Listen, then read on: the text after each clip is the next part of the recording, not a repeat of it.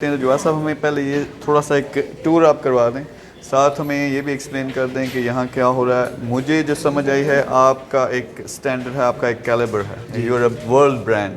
जी तो जी उसके लिहाज से पहले में आप बता दें, साथ साथ गाइड करें कि कौन कौन सी आपके पास टीमें मौजूद हैं, प्रोसेस कैसे फ़्लो होता है, एक आइडिया से गेम जो एक फ़िज़िकल गेम बनती है वो कैसे इस तरह पे वो स्ट्रक्चर होती है। तो वो ज़रा आप एक्सप्लेन कर दें, हमें अपनी टीमों से भी मिला या दें। श्योर। अच्छा, तो इस साइड पे जो आपकी टीमें हैं यहाँ पे क्या सो काम है? बेसिकली यहाँ पे जो हमारी गेम्स हैं जो कि जिनका डेवलपमेंट टाइम है ऑलमोस्ट 6 मंथ से लेके 1.5 ईयर होता है, वो यहाँ पे डेवलप की जाती हैं। तो उसका स्टेप नंबर 1 ये होता है आइडिएशन। तो आइडिएशन में तकरीबन हमें 1 महीना लगता है, जिसमें हम सिर्फ ये सोचते हैं कि यार जो हमने बनाना है वो कैसे बनाना है, उसकी क्या फिजिबिलिटी है, उसकी क्या टाइम कॉस्ट क्या है, और वो बाकी सारी चीज़ें उसकी किस तरह से लेके चलनी है। तो उसके लिए हम जो है ना सबसे पहले एक्सेल शीट्स पे इकॉनमी बनाते हैं। तो आइए वो मैं आपको दिखाता हूँ एक्सेल शीट पे इकॉनमी। तो ये बेसिकली एक एक्सेल शीट है जिस पे आप ये देखें कि आपको नज़र आ रहा है कि नीचे डेकोरेशंस हैं और पैचेस, एनिमेशंस कौन सी, मतलब डेकोरेशंस कौन सी हैं, उस गेम का स्कोप क्या है, उसमें क्या क्या चीज़ें होंगी, कितनी एनिमेशंस होंगी, उसकी क्या प्राइसेस होंगी, वो इन गेम इकॉनमी किस तरह से चलनी है, आपकी वर्चुअल आइटम्स किस तरह से चलनी है। वो सारी चीज़ें सबसे पहले एक्सेल शीट पे डिज़ाइन की जाती हैं, जिससे आप एलटीवी कैलकुलेट करते हैं, यानी एक यूज़र है अगर वो आता है तो उसकी लाइफ टाइम वैल्यू क्या होगी। तो this is basically the most basic KPI which you need to meet. So this is your starting point. Yes.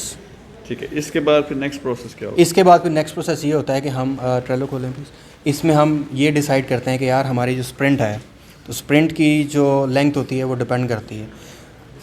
Eight this point of time हमारी जो स्प्रिंट है वो 1 वीक की है। Sprint mean? तो sprint basically it is a agile methodology. ये एक तरीका है काम करने का जिसमें आप डिसाइड करते हैं कि यार हमने एक टाइम स्पैन में कितना काम डिलीवर करना है और क्या क्या काम डिलीवर करना है। उसमें प्रायोरिटीज़ होती हैं और टाइम स्पैन होता है और एक एक चीज़ उसमें डिसाइड की जाती है।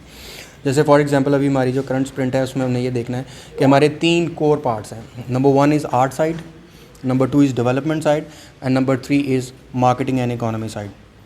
तो ये 3 जितने डिपार्टमेंट्स हैं, इन तीनों डिपार्टमेंट्स का डिसाइड किया जाता है कि यार इस वीक में हमने क्या डिलीवर करना है। उसमें से अगर आप फॉर एग्जांपल आर्ट साइड को खोलें तो ये इस वीक के डिलीवरेबल्स हैं कि यार ये चीज़ें, कैरेक्टर्स बने हैं, बान था हमारी गेम का एक पार्ट था, साइलो, ये बेसिकली इन गेम आइटम्स हैं सारी, तो ये डिलीवर होगा। सिमिलरली डेवलपमेंट साइड पे कौन कौन से फीचर डेवलप होंगे और इकोनॉमी साइड पे कौन कौन सी नई चीज़ें आएंगी। मार्केटिंग साइड पे अगर आपने कोई इसका सोशल मीडिया मार्केटिंग स्टार्ट करनी है, कोई पोस्ट करनी है, या यूज़र इंगेजमेंट, प्रोडक्ट के लॉन्च होने से पहले ही आप उनको बताना शुरू कर देते हैं कि यार ये चीज़ एक आ रही है। तो वो उस पर फिर उनका रिस्पांस चेक किया जाता है और उसके हिसाब से अगर ज़रूरत पड़े तो अपने गेम को जो है ना वो थोड़ा सा चेंज भी किया जाता है। तो this is the first step, economy और स्प्रिंट डिज़ाइनिंग। अब उसमें हमारे पास नेक्स्ट साइड पे आर्ट टीम है और डेवलपमेंट टीम है जो बेसिकली इस स्प्रिंट में जो चीज़ डिसाइड हुई है उसको एग्जीक्यूट कर रहे हैं। चलें वो देखते हैं। यहाँ पे जिस तरह आप देखेंगे कि ये इस साइड पे एक 3D मॉडल बन रहा है। एक बेसिकली एक बिल्डिंग है जो कि in a game as a juice maker काम करेगी। ठीक है, तो इसकी एनिमेशंस भी बन रही हैं, इसकी टेक्सचरिंग, इसकी मॉडलिंग, इसका कॉन्सेप्ट आर्ट, वो सारी चीज़ें जो हैं वो यहाँ पे इस टाइम आप वो देखें एनिमेशन के लिए वो उस पर काम कर रहे हैं। वो मूव करते हैं और ऊपर एनिमेट होती है चीज़। तो ये जितनी भी आपकी आइटम्स होती हैं इन गेम, उसको पहले स्केच किया जाता है, फिर उसको 2D में बना के उसकी 3D मॉडलिंग करके फिर उसको एनिमेट करके, और at the end of the day अगर वो 2D गेम है तो आप उसके 2D स्प्राइट्स निकालते हैं। अगर वो 3D गेम है तो वो एज अ 3D मॉडल ही आपकी इन गेम डेवलपर्स को पास हो जाती है। Similarly if you see on this screen, यहाँ पे सारा UI का काम हो रहा है। 2D बटन्स क्या होंगे, यूज़र से जो कम्युनिकेशन होनी है, UI और UX, user experience end user interface, वो सारा यहाँ पे उस जो भी हमने डिसाइड किया था उस पर काम जो है ना एग्जीक्यूशन लेवल पे हो रहा है। कि अगर एक मेकर है लेट सपोज, तो उसकी वर्किंग यूज़र से किस तरह से स्टार्ट करवानी है, वो आउटपुट किस तरह से देगा यूज़र को, वो इनपुट किस तरह से लेगा यूज़र से, और उसकी जितनी भी डिपेंडेंसी हैं वो उसके साथ एज अ UI शो की जाएंगी। इस साइड पे देखें ये कैरेक्टर एक बन रहा है, ये उसका कॉन्सेप्ट आर्ट हुआ है और उसके बाद उसको जो है ना एक कलरफुल लुक, जो गेम रेडी एसेट हमारी लैंग्वेज में बोलते हैं, वो बन रहा है।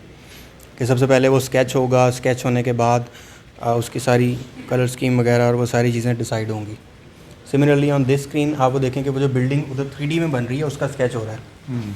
मतलब वो तो बन चुकी है, अब जो नेक्स्ट बिल्डिंग है उसका स्केचिंग यहाँ पे हो रही है। ये स्केचिंग होगी, स्केचिंग के बाद इसकी टेक्सचरिंग होगी और ये फिर उधर 3D मॉडलिंग के लिए चला जाएगा। ज़बरदस्त, ठीक है। सिमिलरली ये यहाँ पे इस गेम की डेवलपमेंट हो रही है. So basically we do 90% of our development in Unity engine. As you can see कि there are a lot of lines of code, और जो भी चीज़ ग्राफिक एंड से यहाँ पे गेम रेडी होकर डिलीवर हो रही है उसको इकोनॉमी के पॉइंट ऑफ व्यू से, इकोनॉमी को फॉलो करते हुए उस चीज़ को एक्चुअली सारी चीज़ों को जोड़ के गेम किस तरह बनाना है, वो सारा इंजीनियरिंग एंड का काम है. जिस तरह देखें कि ये एक फार्म है, वो उसकी यूआई खुल रही है, किसी चीज़ पे आप क्लिक करते हैं तो यूआई खुलती है, उसका आगे चीज़ें चलना शुरू हो जाती हैं, उसकी इनपुट और उसकी आउटपुट, वो जो एग्जीक्यूशन उसकी होनी है ना, गेम लूप, वो सारी यहाँ पे डेवलप हो रही है. बहुत ज़बरदस्त. अच्छा, वहाँ से आपने आइडिएशन से शुरू काम किया जी. वहाँ से आपने उसका सारा जो एक्सेल पे है पूरी रिपोर्ट बनाई कि कौन से स्टेप्स होंगे, कौन से जी, प्रोसेस. यहाँ स्केचिंग से लेके पूरी जो डेवलपमेंट है जी, ये काम हो रहा है. तो इसके बाद नेक्स्ट स्टेज क्या होगी? इसके बाद नेक्स्ट स्टेज ये होगी कि नेक्स्ट स्टेज इसकी जो है ना वो है क्यूए की. उसमें हमारा क्वालिटी को किस तरह से इंश्योर करना है, वो चीज़ को, जो चीज़ हमने डिसाइड की थी, जो इकोनॉमी डिज़ाइन की थी, वो बिल्कुल ठीक है कि नहीं. क्योंकि समटाइम्स ये होता है क्योंकि it is a game, so eventually at the end of the day जब ये सारी चीज़ें बन के आपके सामने आती हैं तो यू प्ले इट, और आप ये देखते हैं कि यार यूज़र के पॉइंट ऑफ व्यू से सारी चीज़ें ठीक जा रही हैं कि नहीं जा रही. कहीं पे बग्स ऑब्वियसली आते हैं, उनको ठीक किया जाता है. इकोनॉमी के पॉइंट ऑफ व्यू से कहीं पे ऐसी चीज़ आ जाती है कि यार ये यहाँ पे यूज़र आके थोड़ा सा स्टक हो सकता है, या माइट भी पॉसिबल कि यूज़र इस चीज़ को पसंद नहीं भी कर सकता, तो वहाँ पे उस चीज़ को रेक्टिफाई किया जाता है. और उसके बाद इसको लॉन्च किया जाता है. लॉन्च करने के बाद इसकी मार्केटिंग है, ऑब्वियसली मार्केटिंग एंड सपोर्ट. तो मार्केटिंग में बहुत सारे चैनल्स हैं, गूगल एड्स हैं, फेसबुक हैं, there are many channels which we use. उसमें मार्केट किया जाता है. गूगल इनऑर्गेनिक पुश दिया जाता है ऑर्गेनिक पुश के लिए, ताकि ऑर्गेनिकली आपके पास मोर एंड मोर यूज़र्स आएँ. और साथ में सपोर्ट का काम चल रहा होता है. सपोर्ट का काम राबिया देखते हैं, आइए वो भी मैं आपको उसका इस तरह की जो हमारी पहले कुछ गेम्स हैं, मतलब जो ऑलरेडी डेवलप्ड एंड पब्लिश्ड हैं, उनकी सपोर्ट का काम जो है ना वो इस तरह से चल रहा है कि आप all the time you try to be in contact with the user through email, through a Facebook pages, और through the rating mechanism which the stores provides already. तो अभी यहाँ पे देखें कि वो ईमेल में यूज़र के साथ कम्युनिकेशन हो रही है. माइट बी पॉसिबल यूज़र को कोई इशू आया हो, या माइट बी पॉसिबल वो कोई चीज़ एक्स्ट्रा फीचर डिमांड कर रहा हो, तो हमारी ये कोशिश होती है कि हम उसको फुली जो है ना एंटरटेन करें अपने यूज़र की रिक्वेस्ट को. तो इसमें फेसबुक आ जाता है, ईमेल आ जाती हैं, और प्लस हमारे जो स्टोर्स के अपने मैकेनिज़म्स हैं, जिस तरह उनका रेटिंग एंड रिव्यू सिस्टम है, वो उसको सारे को टैकल किया जाता है यहाँ पे. तो ये जो है ना इसका ऑनगोइंग प्रोसेस होता है. ऑब्वियसली आपकी मार्केटिंग भी साथ चल रही है, यूज़र फीडबैक भी आ रहा है, आप यूज़र को सपोर्ट भी कर रहे हैं. अब जिस तरह रिसेंटली हमारा होता है कि कोई भी इवेंट आया तो उस पर हमने यूज़र्स को कोई ना कोई स्पेशल ऑफ़र देनी होती है, कुछ फ्री मे बी जेम्स और फ्री इन गेम जो है ना आपकी वर्चुअल आइटम्स होती हैं, वो यूज़र्स को देते हैं. तो दिस इज़ टू इंश्योर कि यूज़र्स जो है ना वो आपके साथ लॉयल है and he is enjoying your game. अच्छा, इसमें जो ओबियसली आपके पास एक पूरा स्ट्रक्चर है जी. तो ये एक पूरा आपने जो 360 उसका प्रोसेस है वो एक्सप्लेन कर दिया. तो यहाँ पे जो टीमें मौजूद हैं, फिर एज आई अंडरस्टैंड आपका कराची में भी एक सेटअप है. जी, तो टोटल आपके पास इस वक्त जो टीमें हैं वो कितने लोग हैं? देखिए टोटल हमारे पास तकरीबन 120 से 125 पीपल हैं, जिसमें मुख्तलिफ हमारी टीम्स, ये जो एक स्पेसिफिक टीम है ये एक तरह की गेम्स पे काम कर रही है, जो majority of them are very long term projects. इस तरह recently our last game was around 1.5 years उसका डेवलपमेंट टाइम था. अब इस गेम का ऑलरेडी 6 मंथ्स जो है वो गुजर चुके हैं, और हम अभी भी इस पे, और हमारा तकरीबन अंदाज़ा है कि इसकी इनिशियल लॉन्च के लिए आपको तकरीबन 3 महीने हमें जो है ना और रिक्वायर्ड है. अच्छा, इसमें जो गेम एक कामयाब होती है उसके क्या मेट्रिक्स हैं, यानी वो आपको कैसे पता चलेगा कि ये गेम देखिए इसकी कुछ KPIs होती हैं, और KPI हमारी बेस करती है कि हमारा जो एंड यूज़र है वो हमारी गेम को कितना पसंद कर रहा है. उसमें बहुत सारी चीज़ें आ जाती हैं, जिस तरह रिटेंशन रेट आ जाता है, सेशन टाइम आ जाता है, उसका रिव्यू आ जाता है, और प्लस वो हमारी गेम को इस हद तक एंजॉय करता है कि वो इन परचेजेस करता है. तो ये सारे फैक्टर्स हैं जो आपको बताते हैं कि आपकी गेम जो है वो सक्सेसफुल है कि नहीं. प्लस उसके अलावा जो हमारे स्टोर्स हैं, जिस तरह गूगल प्ले स्टोर है, वो भी आपको जो है ना सारे मैट्रिसेस बता रहा होता है कि यार आपकी गेम आपके जो कंपेटिटर्स हैं, जो आपकी जैसी जो दूसरी गेम्स हैं उसके मुकाबले में किस तरह से परफॉर्म कर रही है. तो वो हमारे लिए बहुत इंपॉर्टेंट फैक्टर्स होते हैं जिसको हम कॉन्टीन्यूसली मॉनिटर करते हैं. हमारी कोशिश ये होती है कि हर एक डिपार्टमेंट में, जैसे फॉर एग्जांपल आपका ये हो सकता है कि यार एक यूज़र है वो आपके पेज पे आया लेकिन उसने ऐप नहीं इंस्टॉल की, और अगर लेट्स सपोज 100 यूज़र्स आ गए हैं और 50 ने इंस्टॉल कर लिए, तो ये डिफरेंट पैरामीटर्स हैं जो गूगल की तरफ से हमें प्रोवाइड किए जाते हैं, और हम कोशिश करते हैं कि उन पैरामीटर्स को जो है ना मीट किया जाए, और जो भी हमारे पीयर्स हैं या जो हमारे कंपेटिटर्स हैं वो कर रहे हैं उनसे अच्छा करने की कोशिश की जाए, ताकि eventually at the end of the day हमारा यूज़र हमारी गेम को एंजॉय करे और वही इवेंचुअली आपकी सक्सेस होती है। बहुत ज़बरदस्त है। अच्छा, यहाँ पे कोई और टीमें हैं जो आप हमें दिखाना चाहते हैं? उस साइड पे क्या हो रहा है? अब ये जिस तरह गेम है ये प्योरली डेडिकेटेड टू किड्स है, ये किड्स कंटेंट है, तो इसको भी अराउंड 2-3 मंथ्स हो गए हैं, ये भी अपनी इनिशियल फेजेस से तो निकल गई है, लेकिन अब इस पर इम्प्रूवमेंट की जा रही है कि हम किस तरह से इसकी रिटेंशन रेट को बढ़ाएं, किस तरह से अपने कंपेटिटर्स जो हैं उनके साथ जो है ना एक ऐसा उनसे कम्पीट करें। तो उसके लिए जो इसकी अपडेट्स रिक्वायरमेंट्स हैं उसमें आपके ग्राफिक्स भी हैं, न्यू फीचर्स भी हैं, साउंड इंटीग्रेशन है, और जो भी यूज़र्स के फीडबैक हैं उनकी फुली जो है ना इंटीग्रेशन है। तो वो ये इस गेम पे इस टाइम वो चल रहा है। ये वाला डिपार्टमेंट जो है ये प्योरली किड्स कंटेंट जो है ना उस पर फोकस करता है। तो वहाँ जो अभी पहले गेम हमने देखी है वो एक कैजुअल गेम है, और उसकी जो टारगेट ऑडियंस है वो मिडल एज लोग हैं ज़्यादा, और उसमें ख़वातीन ज़्यादा हैं। लेकिन ये जो गेम है ये प्योरली डेडिकेटेड टू किड्स है, और इसके कुछ अपने KPIs हैं, कुछ ऑब्वियसली रिस्ट्रिक्शंस भी हैं स्टोर्स की तरफ से, और ताकि हम उसको मीट कर सकें, वो सारा काम जो है ना उस टाइम इस पर हो रहा है। अच्छा, ये जो आपकी गेम्स हैं इसमें अब अगर हम बात करें कि डाउनलोड्स के हिसाब से, तो एक तो ओवरऑल एक नंबर होगा जो मेरे ख्याल में बहुत बड़ा है। जी। तो can you give me a number, like is 100 million, 500 million, कहाँ तक आप पहुँच गए आपके सारे जो गेम्स हैं collectively? Actually, till today we have crossed around 1 billion download. 1 billion Collectively, downloads. yeah, for the That's Gamescom something Studios. special. Yeah. So this is for the Gamescom Studios we were established in 2013, and till now we have achieved more than 1 billion download. 1 billion Worldwide. worldwide.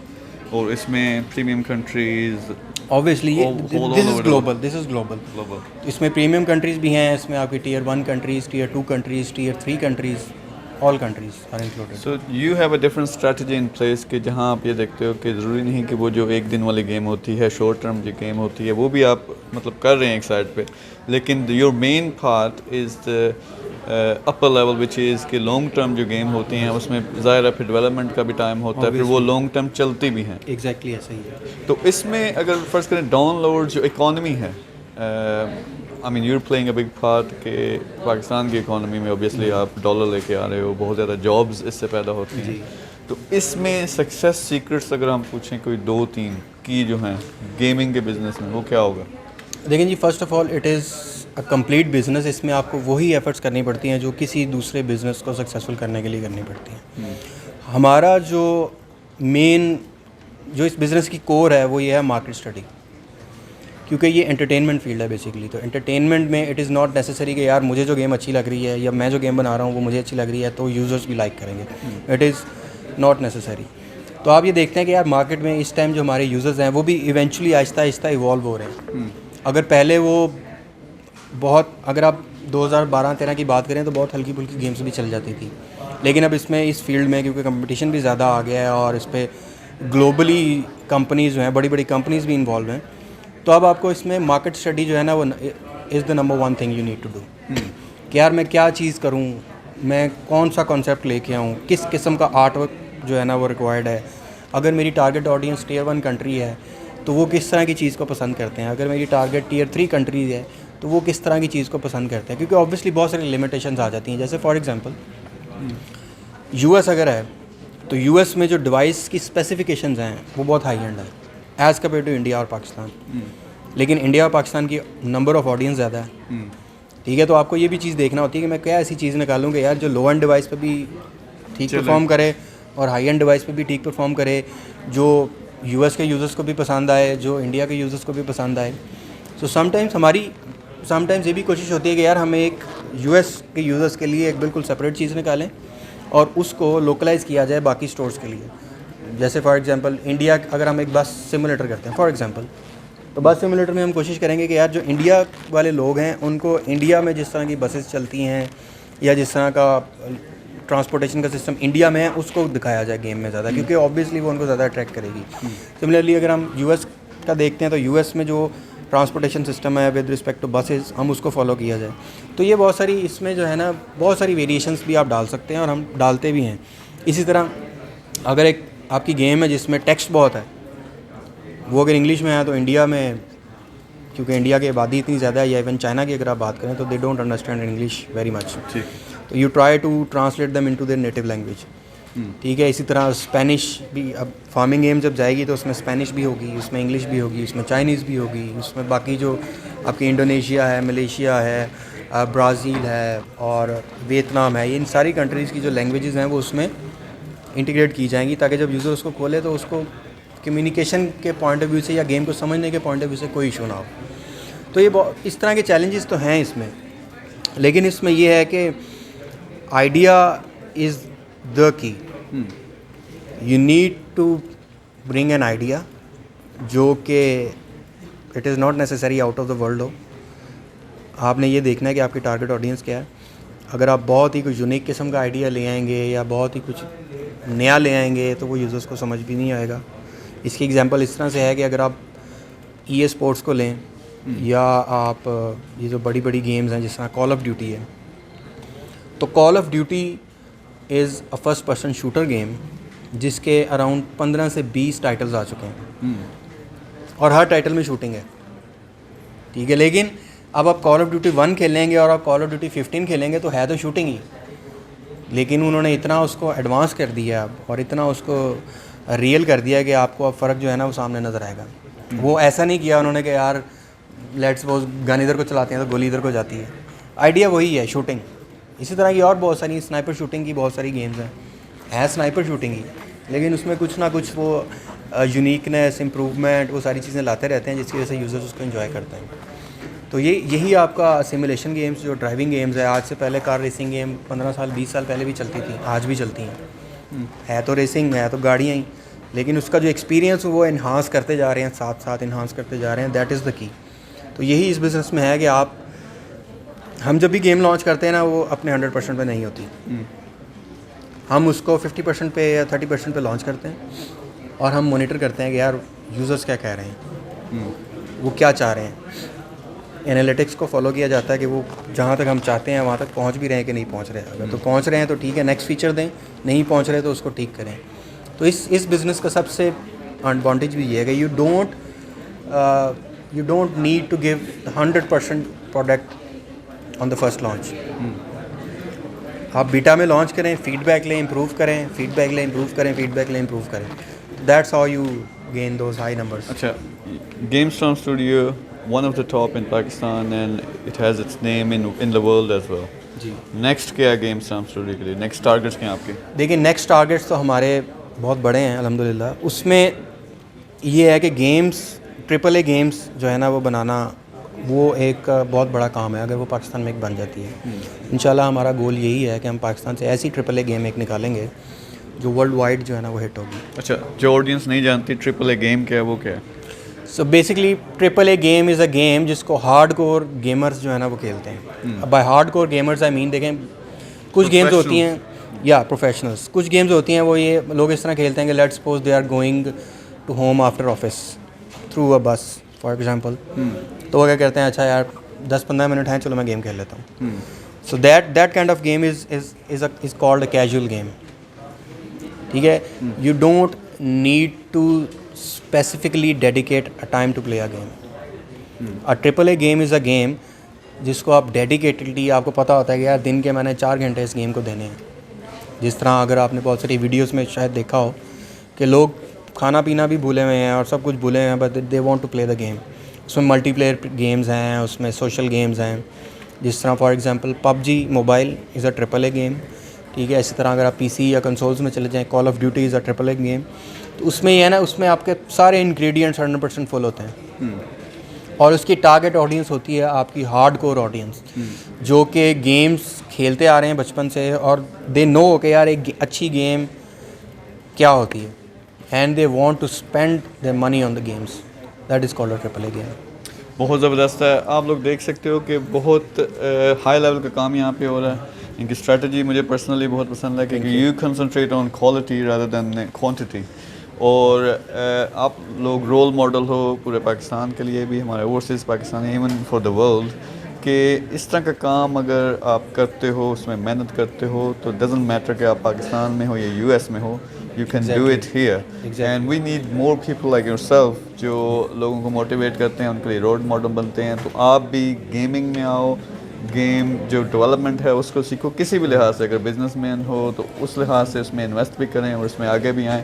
तो thank you very much Fawad, बहुत मज़ा आया आपके साथ काम करके, बात करके। तो इंशाल्लाह इनको भी हम लाते रहेंगे और आपकी जो प्रेशियस एडवाइस है वो दुनिया को भी देते रहेंगे। थैंक यू वेरी मच, अल्लाह हाफ़िज़।